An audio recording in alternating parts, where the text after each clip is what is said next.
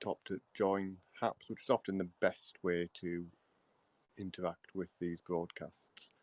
It means you can see any comments other people make and things like that without a lot of fuss. Anyway, what we're doing today is we're going to have a quick look at a couple of pheromone lure traps for moths that I've been running down here. The idea of these traps is that contained in them, I'll show you all this later, there's a little plastic bung which is infused with a synthetic version of the pheromone produced by the females of a particular species of moth. The males detect that pheromone and come to try and find the female, which is obviously a bit of plastic, and they go into one of the traps we've got here, and that allows us to then see if the species are here. I've done a couple of broadcasts where I've looked at things like this for clearwing moths, Cecidae moths, but what we're doing here is we're looking for a couple of other species with some different lures, and we'll see how effective they've been. One of the species that we're going for, the second one we'll look for, is something I do know does occur on this site and have recorded it before. The first one we're looking for, first lure we're going to have a look at, I don't think is a species that's been recorded here before. So we will see if we're successful, and I'll explain the traps. I know the second trap I have had a look at, and there are some moths in there, so that's a good start. But this first one I'm not sure, I haven't looked at it yet, so we will have a look. And I will turn this round and we'll have a look at what the traps look like and what I was talking about. So you can see here, hanging on just on the fence here, is essentially a small plastic bucket. Just give a hand to give you a sense of scale. And in the top here, you can see a little plastic basket with an orange bung in it. And that bung is the thing which is infused with the synthetic pheromone lure. And the idea is the moths are attracted to that, and then they drop down into the box. And this one is for a species something called the leek moth, is its common name, Acrolepiosis acetella. It's a species that's associated with various plants in the onion family, including, of course, leeks, hence the name. And it's a bit of a pest species for commercial gardening, which is perhaps why somebody's bothered to invent a pheromone lure. Can't at first glance see any moths in there, but we will have a look. Of course, you do get species that aren't the target species coming to these lures. The pheromones aren't necessarily a perfect copy of the natural pheromone.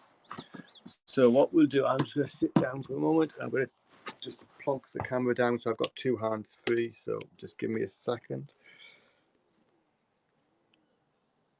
And there is the trap. And I will just quickly go through that here, and if there is anything to see, I will show you guys. So it just unscrews like this. It can be a little bit stiff, which is not ideal if there is an insect in there. And we'll have a quick look inside, but as I think this one has not attracted anything, which is not perhaps too surprising. This was the content packet that the lure came in. Tend to keep the package that the lures came in and keep the lures associated with their package, just to avoid any confusion and getting them mixed up. And let me take it out and show you. And that's basically all the lure is. It's a little plastic bung, as I say, infused with the pheromone. So this trap didn't attract anything, which, given I'm not sure this species has been recorded here before, may not be too surprising. But we'll go and have a look at the other trap, which I know has got some moths in it. So we'll walk off into the woods now. Not a particularly long distance today. Both the traps are fairly close together. Partly just to make my life easy checking them, and partly because I haven't used these lures in this reserve before. So it doesn't really matter where I'm using them at the moment. It's just establishing things. So I will try and use them over the coming weeks in different parts of the reserve to get a sense of whether any of the species occur only in particular areas or one place. Of course, because you're using a synthetic lure to draw them in, you are drawing the moths in from a bit distant. You can't conclude they are immediately in the area where you've trapped. But the next one we're going to have a look at is a similar design of trap and a similar concept. This isn't it, this is something we're going to use in a minute. And this one contains a synthetic lure for a moth species called Grapholita funebrana.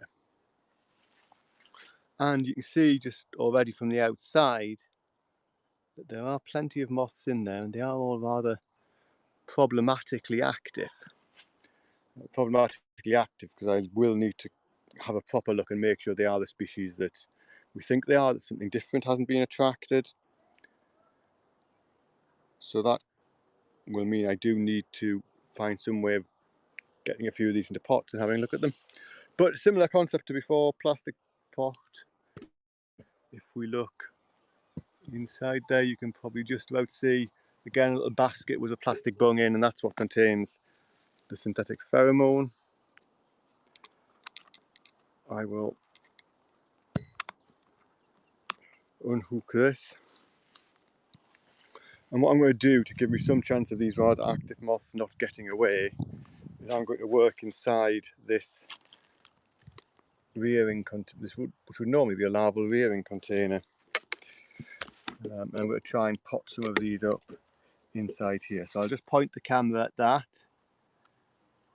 and you can see me as I'm working away in there, just trying to get one or two of the moths into pots to give me some idea of whether they are the species we think they are, the species that the lure is designed for, which is Grapholita funebrana, or whether they're something else.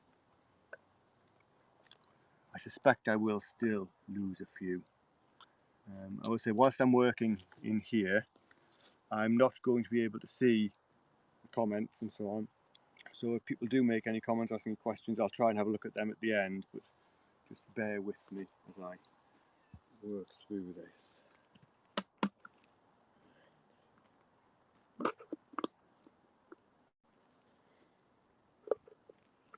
Very active moths. They all, at first glance, look superficially like Grapholita funebrana, which is the species that the lure is designed for, so that's not surprising.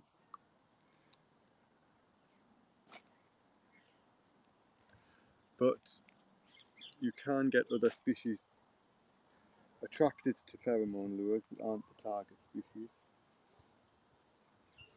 So I will take a few examples. If any look different, I will definitely pop them up.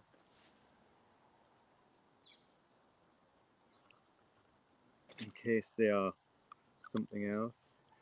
And then I'll spend a chunk of this afternoon having a proper look at these, comparing the pictures in field guides and identification sources, and just seeing if I'm correct in seeing if I can identify them reliably, and if so, will give us a sense that there is quite a few of these moths present here.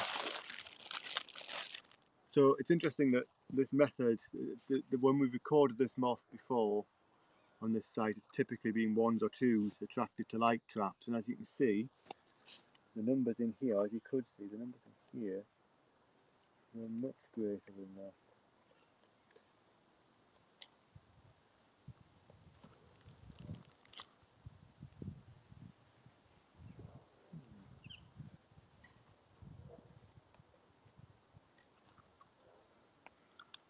So, as a way of surveying, the survey methods clearly make a difference to the amount of things that you record, which is interesting to note. I'm just trying to put up basically as many of these as I can before they all escape, and then I will work through them later.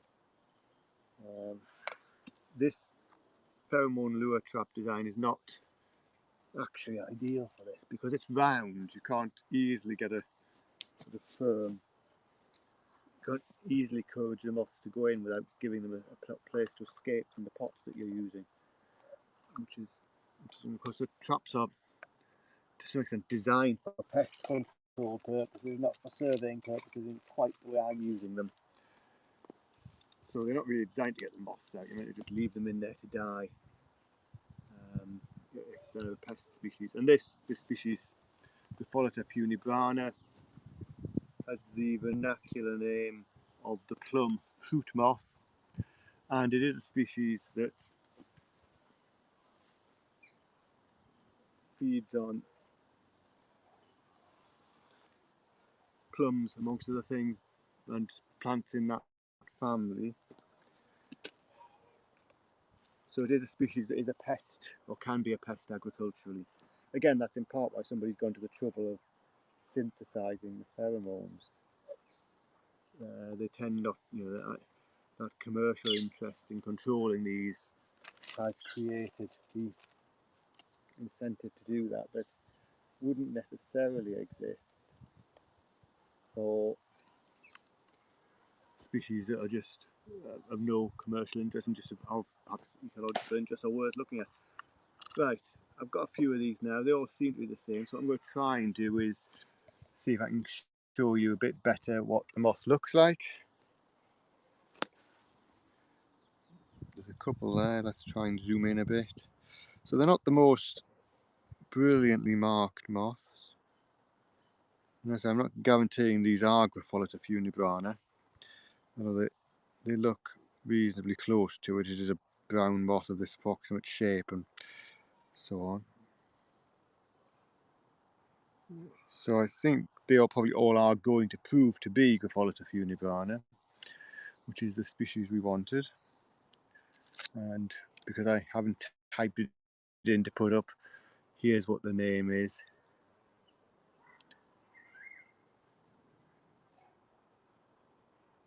And yeah, there's another one.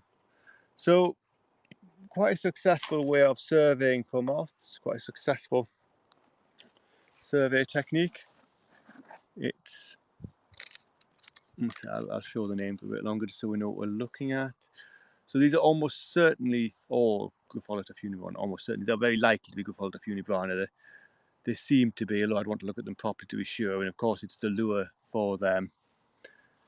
Quite a lot came to this trap, which was hanging on a cherry tree, which is in the genus Prunus, which is what they feed on, so it's perhaps not surprising. And yeah, as a way of surveying for moths, this is something I've done a great deal of using these pheromone lures, but it gives us a different way of looking for things that we haven't used a huge amount here in this reserve. And it's clearly, in this case, proves quite a large population of this species, which previous records would have suggested we were getting ones or twos, and perhaps there wasn't as large a population. So it does tell us something interesting. It is a different way of surveying, and I hope that was of some interest to people. And what we will do is we will see if I can get us to focus, and we'll end the broadcast here looking at this one moth in the trap.